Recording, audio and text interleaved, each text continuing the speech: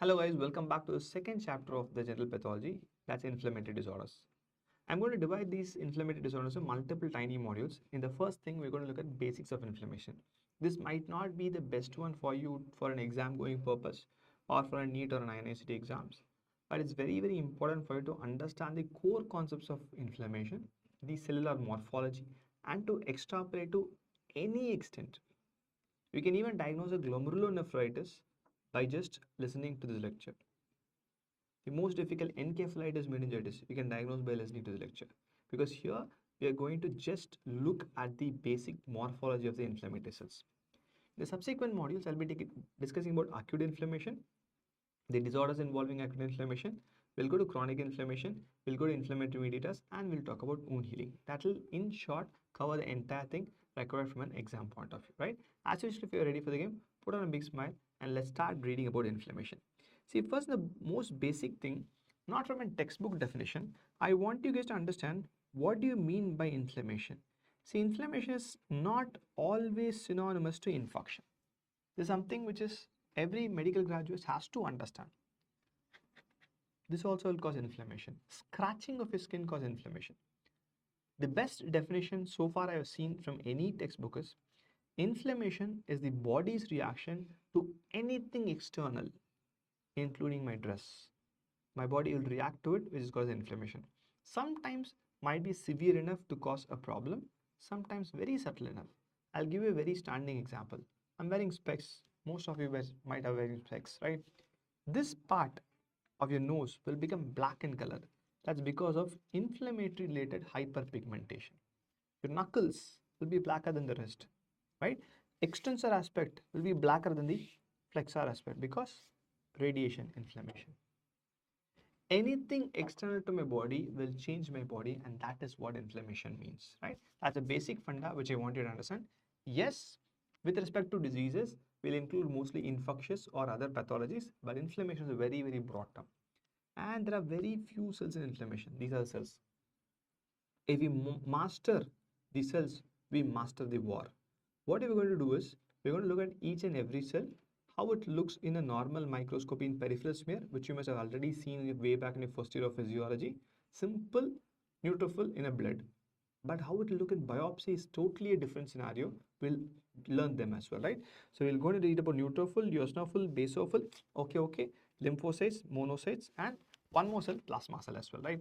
I said okay for basophil because basophil is not much involved in major pathogenesis except for a couple of handful. So we're not much involved about that, right? Now let's look at these cells. These are my simple cells. Very simple thing, right? Okay.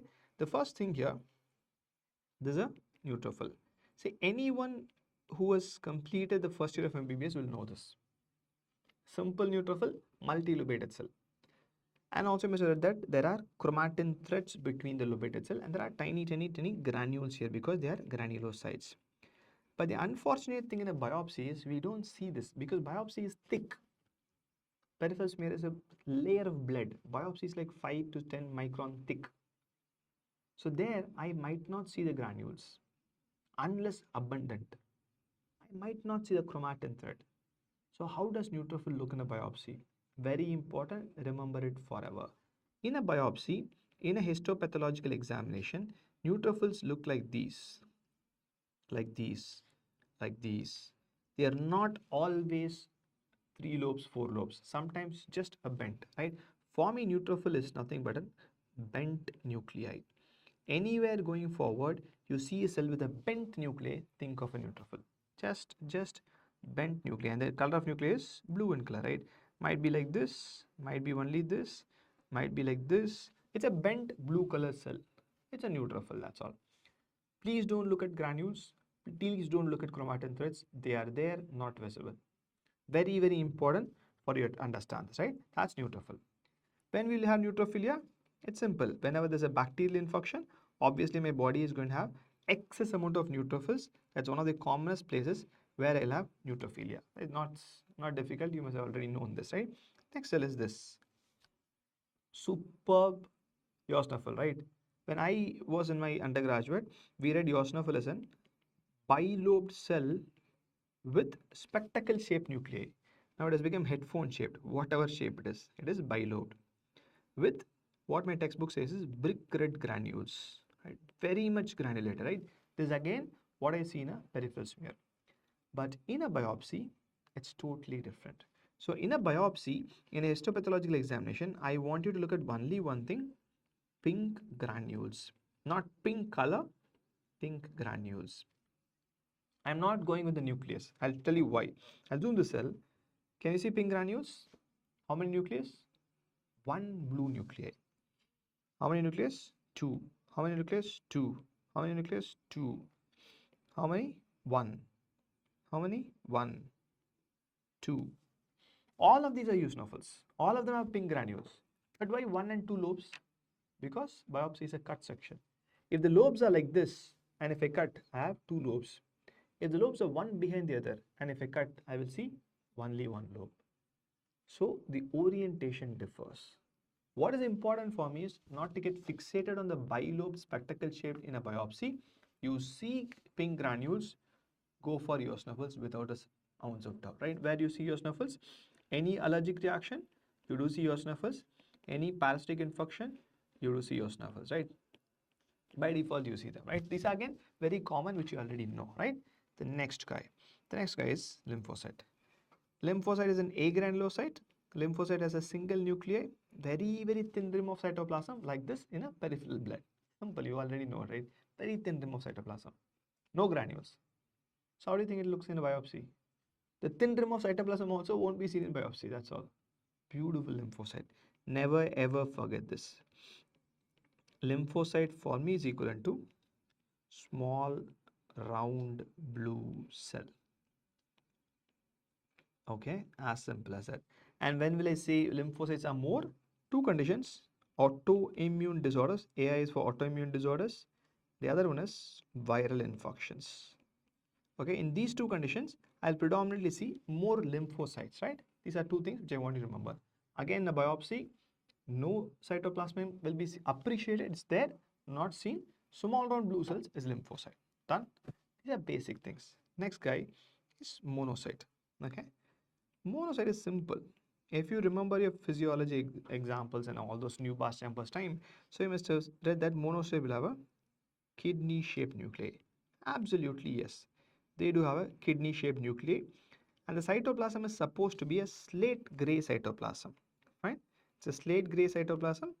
That's what the cytoplasm of monocyte looks like. Slate gray cytoplasm, but microscopy wise, slight bluish cytoplasm is also more than enough. Monocyte is not seen in tissue. In a tissue, first I change the name. I call it macrophages. This cell and the next cell, what you will see, will give us goosebumps. That will give us how good pathology and science is and how superficially we are studied and we are not enjoying it. What is the function of macrophage? Macrophage function is phagocytosis. They are primarily going to eat other cells, primarily going to eat dead cells, dead bacteria. In any dead cell, if you remember necrosis chapter, I don't have anything. Protein is gone, nucleus is gone. The only thing I'll have is a ruptured cell membrane, right? Yes. So macrophage primarily is going to eat and clear the dead cell membrane. What is cell membrane made of? Fat, phospholipid bilayer. It's lipid, right? What's the color of lipid in biopsy? I can hear you say clear.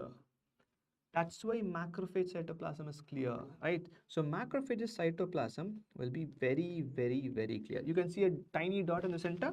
There's a very clear cytoplasm. We already know this. The only thing is, no one has waited for you to tell you, see, this is how macrophage looks like because of its function of phagocytosis. I told we already know this. Have you heard this terminology ever? We call macrophages foam cells or foamy macrophages. Why do we call this? Foam is clear. Just for the reason the macrophage is a clear cytoplasm, we call it a foamy macrophage and a foam cell. Like I said, we already know it. You guys already know lots of things. My job is to tell you, you know it, and this is the reason why it is said so that you will never ever forget it again, right? Macrophage, clear. The size of the macrophage doesn't matter because when it eats more, becomes bigger, eats less, becomes smaller. Nucleus, pink, clear cytoplasm all around, we call it a macrophage. And macrophage, any chronic inflammation will have macrophage. This gave goosebumps. Wait for the next guy. Next guy is even more better. This is a plasma cell. Plasma cell's appearance is actually a combination of beauty of understanding microscopy, H&E, and biochemistry. Function, right? Plasma cell's function is production of antibody. What is an antibody? It's nothing but an immunoglobulin, right? So antibody is protein, immunoglobulin, which is pink in color, right? So now a cell produces something. It keeps on producing. So what do you think will happen to the nucleus? It will still stay in the center, or let's say accumulates and goes to the corner.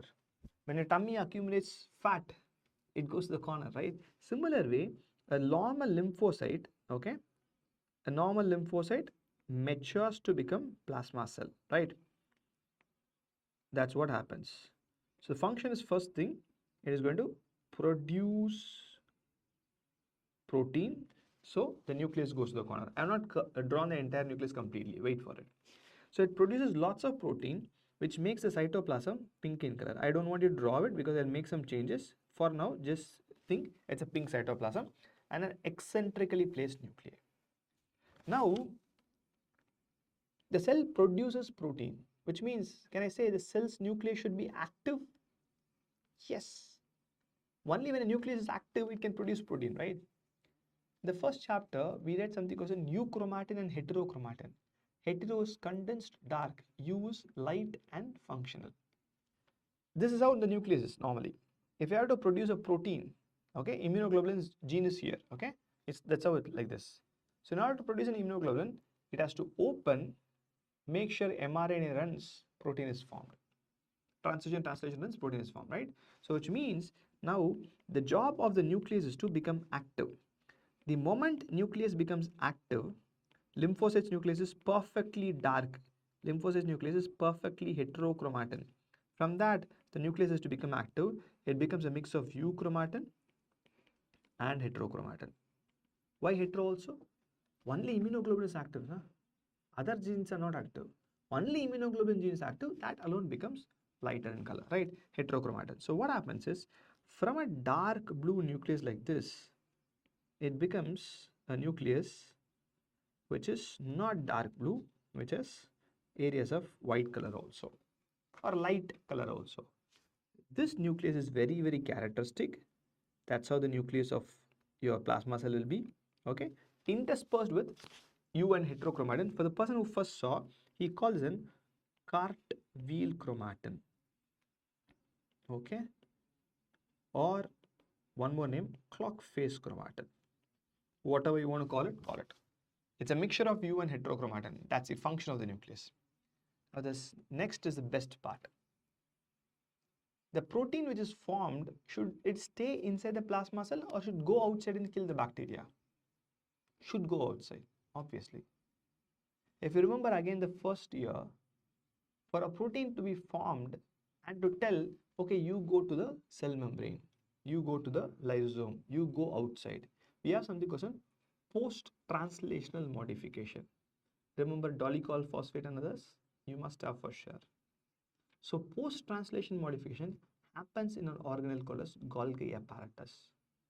This cell produces good number of proteins. So Golgi should be prominent because I have to push all the antibody outside. So what happens is, because of the destination of protein being outside, I need a good amount of post-translation modification, which makes my Golgi very, very prominent. That gives a clear zone surrounding the nucleus. We call it perinuclear HOF or perinuclear halo. The reason for this is a very, very, very prominent Golgi. Why do I need prominent Golgi? Because of the most powerful post-translational modifications. You need that. That's the beauty of plasma cell. Look at this. Eccentric, obviously. Towards the corner, obviously. Can you see this part? A halo. Look at the cell. Halo. Halo is just nothing but a light area close to the nucleus. That's all. The rest of the nucleus is a bit, the cytoplasm is a bit darker. They're all light area. That's a beautiful plasma cell. Every time I talk about plasma cell, it gives goosebumps. The person who have created us, God or nature, whoever it is, that's amazing. They have structured each and every cell, and it is our privilege to be born on this earth and to study about these cells, right? That's beauty. That's a creation of nature, and we are just decrypting the creation of nature. That's amazing, right? So that's how a plasma cell looks like. We know all the required thing.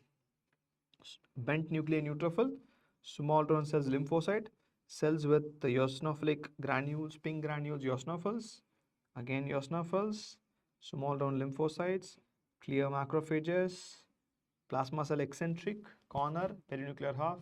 Last but not least, whenever you have a dense blue granules, I'm going to call it a basophil, and in tissue, I call it a monocyte, sorry, a mast cell, fine, okay. I don't want this because there's only one condition where basophil will be elevated is your chronic myeloid leukemia, that's all. Apart from that, nothing much is required here, right? So we know the warriors. If the warriors are done, the war is pretty easy, right? So now what we'll be doing in the next chapter is we'll be talking about acute inflammation. We'll just have an overview, few salient points. I want you to remember this till you practice medicine, because everything in medicine about inflammation is from this. Same concepts again and again and again, we'll look into it. Okay, acute, the cell of acute inflammation is neutrophils.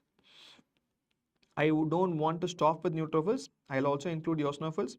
Allergic rhinitis is acute, right? It's acute. Sneezing is acute. Obviously it is. Eosinophils play a role, right? But predominantly, absolutely neutrophils, right? Cell of chronic inflammation is not lymphocyte, it's macrophages. Lymphocyte also, like I said in the previous slide, is with respect to autoimmune disorder and viral infection. Okay. Hallmark is vasodilation. We look at why this is happening in the next class. And increased vascular permeability. Okay, that's the hallmark of acute inflammation. Fine. Chronic inflammation, this is my favorite. My life, my teaching, half of them relies on this TDHF. Tissue destruction and healing by fibrosis. The moment you understand half of pathology is tissue destruction, healing by fibrosis, you don't want me. You attain a stage that no exam can touch you. That's the power of concepts. It's just tissue destruction, healing by fibrosis. We'll in detail look at that in the subsequent modules, right? Cardinal signs of acute inflammation. If you open Robbins, the first thing comes up is this. There's a beautiful image for this. Heat, calor, redness, though I am not able to see that, but there is face is red color. Rubor, swelling, tumor, pain, dolor. The name Dolo 650 came from dolor. This guy is not holding the pillar. Functionalasia or loss of function.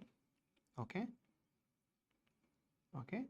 All these are classical cardinal signs of acute inflammation. Fine. Perfect. So that brings us to the end of the first module, which is basics of inflammation. We have not discussed anything here. It might look like it's a waste of time what you studied, but trust me, this is the base. Without a brick, you cannot build a building, and these are bricks. Make sure the bricks are superb. The building can be as beautiful as a Taj Mahal, right? See you in the next module. As you should have a cup of coffee and come back. We'll discuss about the steps of acute inflammation, the disease of acute inflammation in the next module. Till then, bye-bye from Dr. Ranjith. Bye-bye.